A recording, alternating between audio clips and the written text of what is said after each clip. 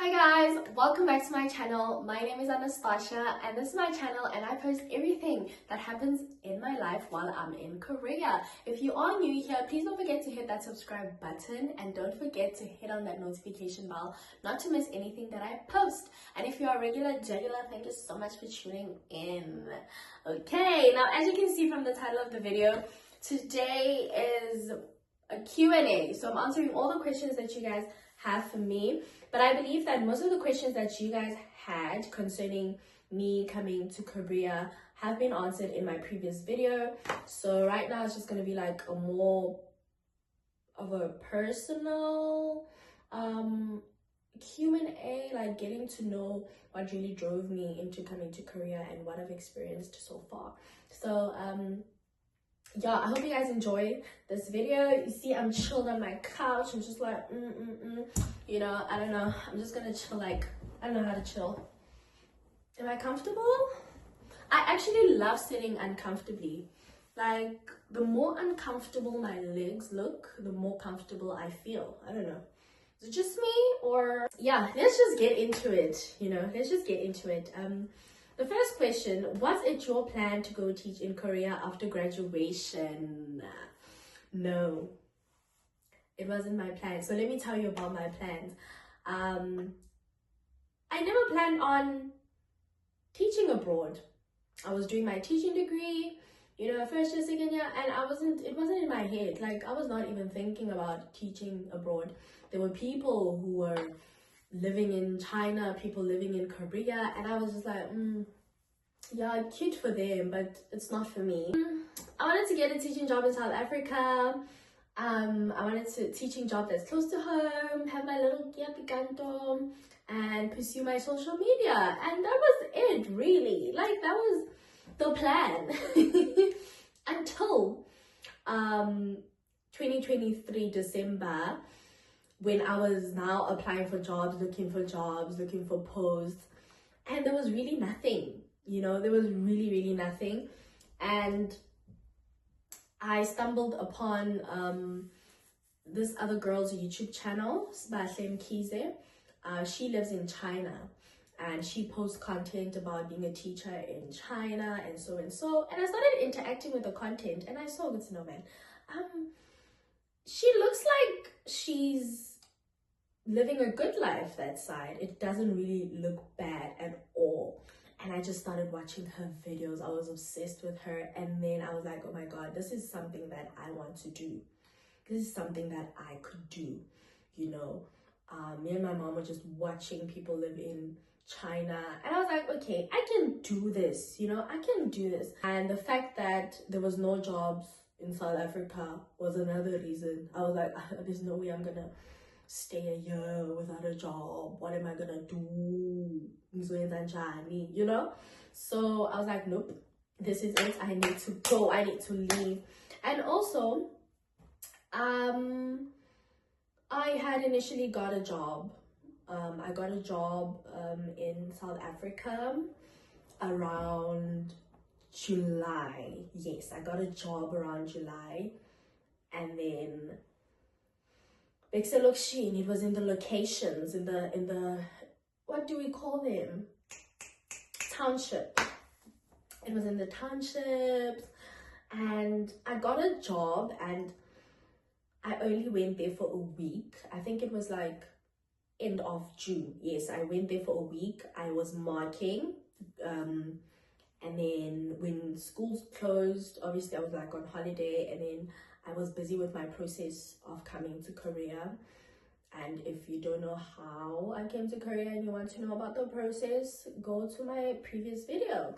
So I was busy with the process, and then I decided when schools open, I'm going to hand in my resignation letter. And do mind that I hadn't even secured a job interview. I just had my papers. So I was like, I'm leaving. Like, I don't want to teach her anymore. I actually don't want to be here. This is not my vibe. You know, it was a township school. I was ready for the challenge, but at the same time, I was like, it's not my vibe. It is not my vibe. It's not gonna vibe with me.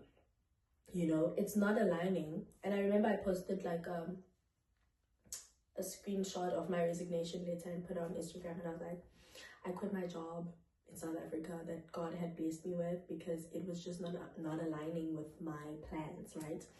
So yeah, I had a job, I secured a job, but Mogela was just seeing herself go Dubai. No, Mogela was just seeing herself living abroad, teaching abroad, you know, living her best life abroad, you know, the best life that I could possibly live.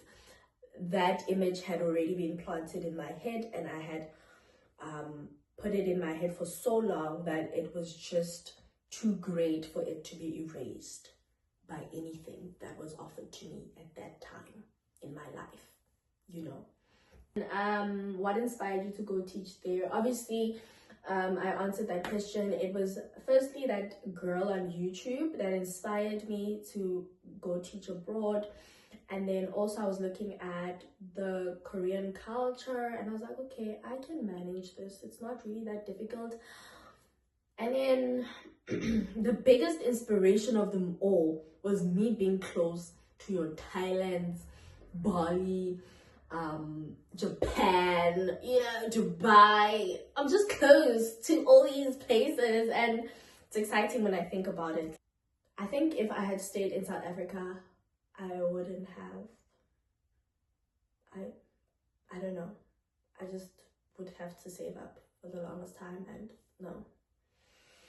So I'm actually a little bit ahead with my traveling plans.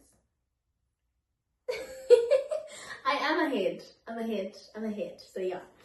The next question that you guys asked, what agency did you use? So the agency that I use is called Planet People. I did link it in my previous video. So if you want to check out some of the other agencies, just go to my previous video that I posted last week Sunday. Okay. How has the transition to moving that side been? Did you make your own arrangements from jump? So in terms of visa, obviously I had to apply for my visa in South Africa, and then traveling, I initially paid for my own flights, and then the school reimbursed me after like 3 weeks. And when it came to housing, I just got here. When I landed, I got in a bus, came to my city, met with one of the teachers, my colleagues, and they brought me to my housing. So I did not have to worry about, oh, now I need to find an apartment. No, everything was swift. The transition was very swift, I don't want to lie. And also, like, how has the transition been for me moving from South Africa to Korea? I'm one person that is open to change. I believe that I adapt to change very easily. Yeah, man, I was so excited, man. I was just clouded by excitement and nothing else. I was just clouded by excitement.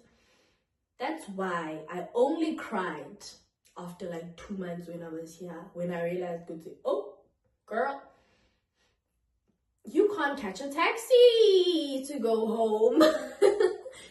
You can't catch a bus. You need an entire flight from here to Dubai, from Dubai to South Africa, and that is costly, you know. So that's why I only like started feeling the emotions after 2 months, because for the first month I was here, it was just excitement, Sana, and also my birthday was coming up, you know, like it was just exciting. I wanted to go to the beach. I just kept on telling everyone that I want to go to the beach, and I went to the beach. So the transition was not that hectic for me because I was excited. I hear that some people were like, during their first month, they were crying. They just like couldn't adjust, you know, the cultural difference, the people out there were mean to them. I had none of that. And sometimes I believe that God sometimes sets your path for you, you know. Everything was so smooth, guys. Like from me coming to Korea, me getting into this housing and realizing that, oh my God, it's actually an apartment. It's not like a crampy space like I used to see in the videos. Like, it's actually a big apartment, you know. Everything is separated, my living room, my bedroom, my kitchen, like, you know. And then my working environment, mwah, chef's kiss, I love it. Everyone is so kind. I'm working with 2 South Africans. Everyone is willing to help each other. They are not racist.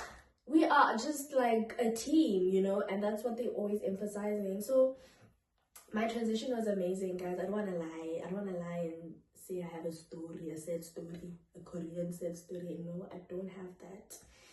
I walk with the light of God, and I walk with angels by my side, you know, and everything has just been so smooth.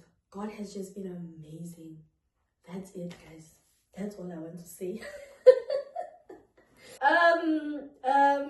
Please talk about the next question. Please talk about the financial side of it in terms of moving there. Was it funded or out of pocket?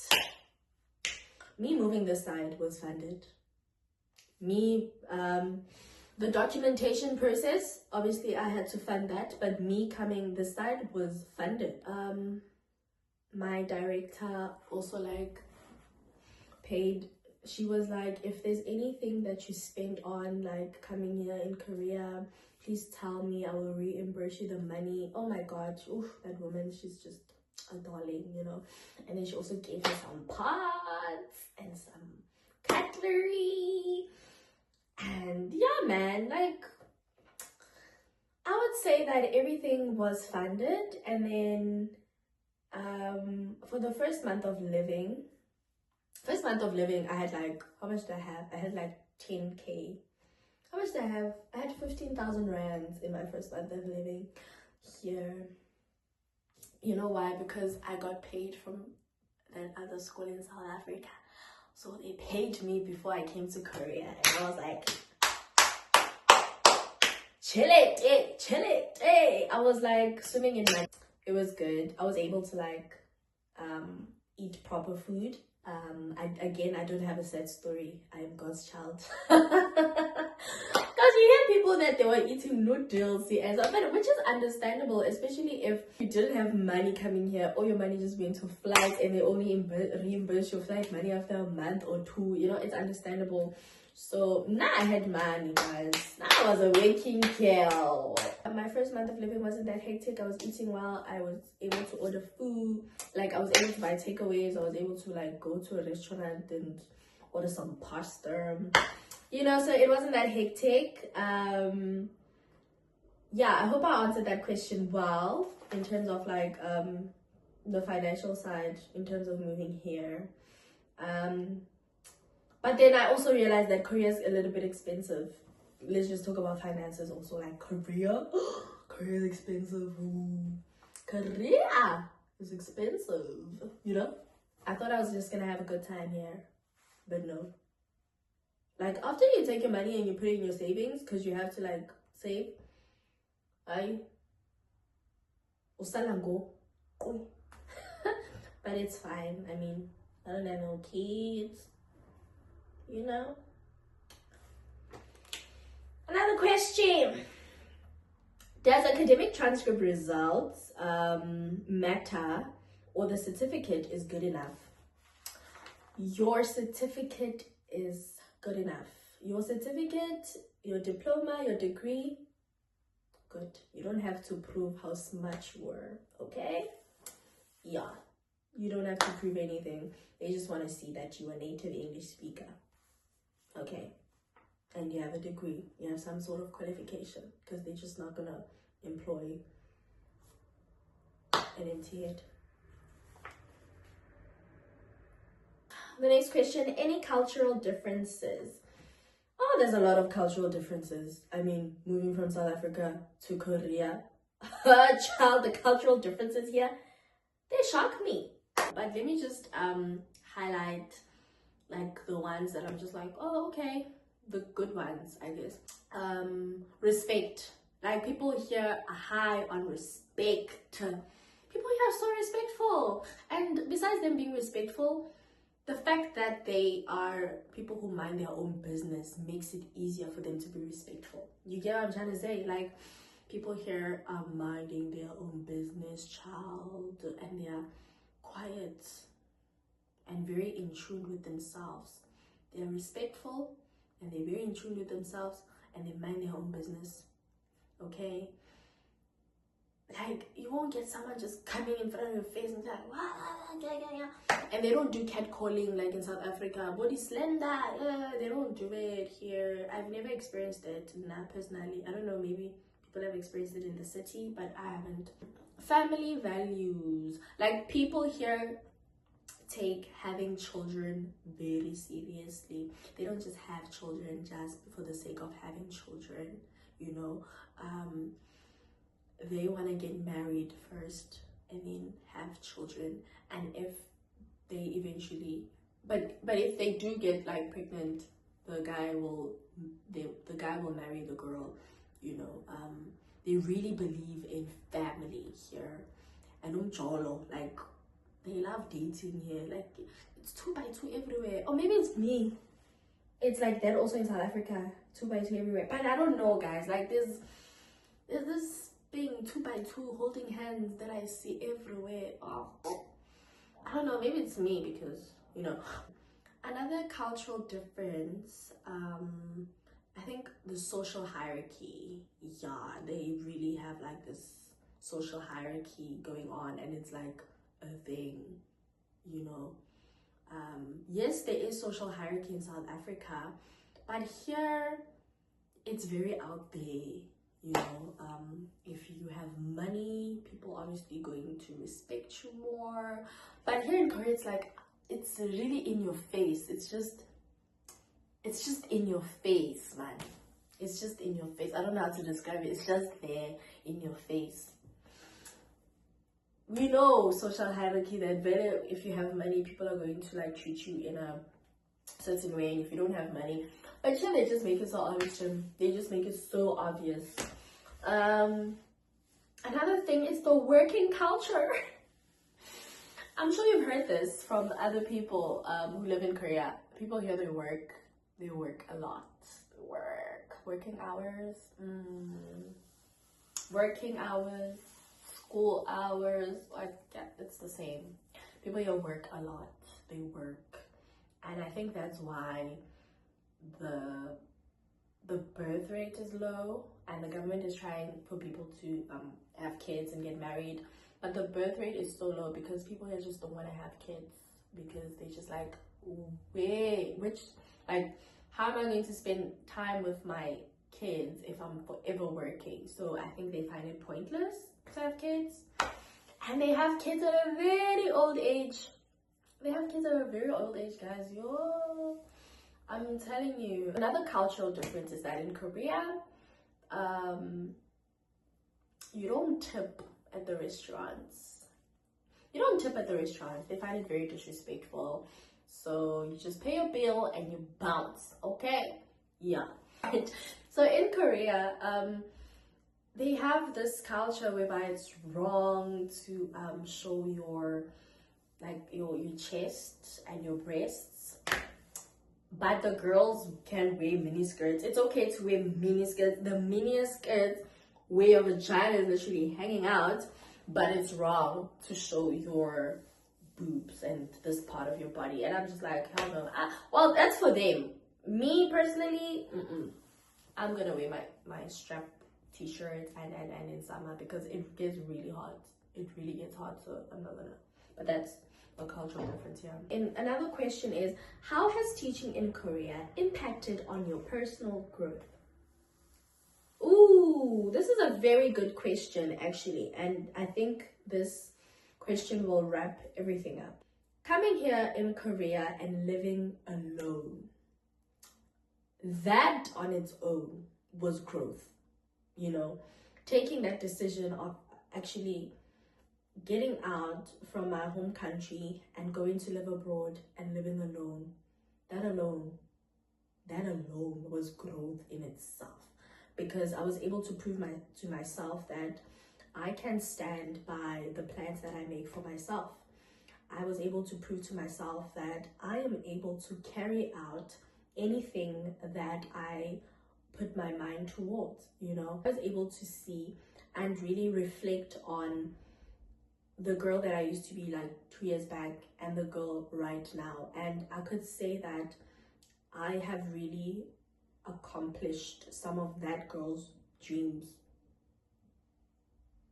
You know what I mean? Like, the girl I was 2 years ago was very ambitious, and I feel like right now I am living her life. Just very ambitious, right? And then, like, me coming here and teaching, it showed how brave I am. How brave I am, and how adamant and how pushy I am to make it in life. I will not accept defeat. I will not accept failure, you know. I feel like there's so many things that I've achieved. I've achieved so much, like, especially like looking at my vision boards, guys, from 2023, 2022. It's a lie. So I was able to see that actually there's so much growth here. There's so much growth, even though I don't realize it, but there's so much personal growth. Living alone has actually forced me to look at my life in a different direction from how I used to look at my life, like maybe like a year ago or 2 years ago before I moved here, right? I'm able to think properly now. I'm able to think clearly. I'm able to like stand on my word and my decisions that I take. And man, more than anything, I'm true to myself now. I'm so true to myself, more than I've ever been, you know. I'm so true to myself. There's certain things that I've outgrown. You would be surprised. There's certain things that I've outgrown. There's certain things that give me the ick. Like when I look at the things that I used to do like 2 years back, I'm like, oh. But I was young. I was having fun. I'm still young. I'm still having fun. But now with a purpose, you know. I have a purpose now. I'm a teacher. I teach small kids how to speak English. You know, I always look at them and I'm just like, oh, I'm so proud of myself. You know, I'm doing this. I'm actually living in my purpose, you know. There's so many things that God has planned for me, and there's so many things that I have planned for myself, but I feel like this was one of the things that God brought me on earth for. He was probably like, okay, that one is gonna teach some kids how to speak English in a foreign land. Like, it's crazy when I think about it. So that on its own becomes a purpose. That is my purpose, you know. And I feel like God is still going to make me purposeful. Like, I'm going to be living in purpose for the rest of my life and doing things that I'm supposed to do, you know. But I've grown so much. I hope you guys enjoyed this. I don't like sit down videos. Next week, content. Something is brewing.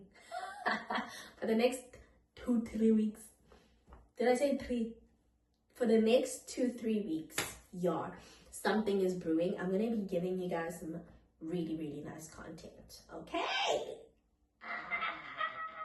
Super excited, guys. Please don't forget to subscribe, like, and share. Okay, until next time, stay safe, stay glowing, and yeah, bye.